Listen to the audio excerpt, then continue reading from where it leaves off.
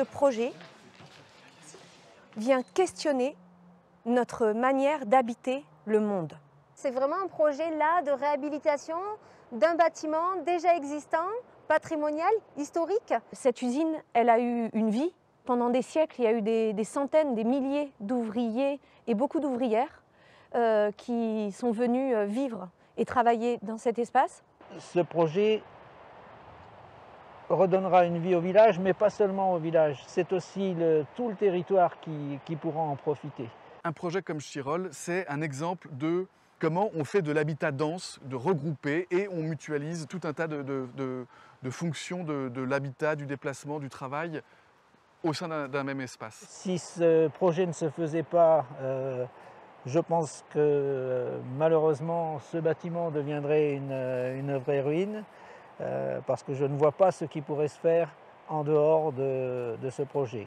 Ça nous demande de faire des compromis entre l'architecture du lieu, la manière dont il est déjà agencé, et nous, nos envies d'expérimenter, d'innover pour que notre impact sur l'environnement soit le plus limité possible. Donc il y a 12 000 m² d'isolation paille à organiser dans ce bâtiment, c'est-à-dire un chantier de rénovation écologique en matériaux biosourcés assez important. 900 m² de toiture plein sud dans une zone parmi les plus ensoleillées de France.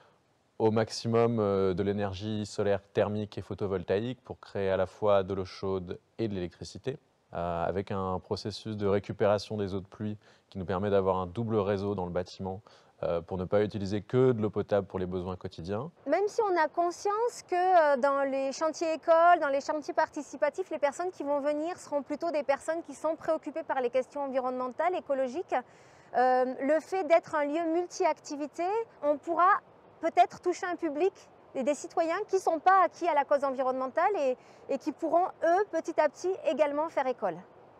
On n'est pas sur un truc hors sol comme ça où tiens, il y a un bâtiment qu'on va construire. On est sur un territoire sur lequel on veut vivre.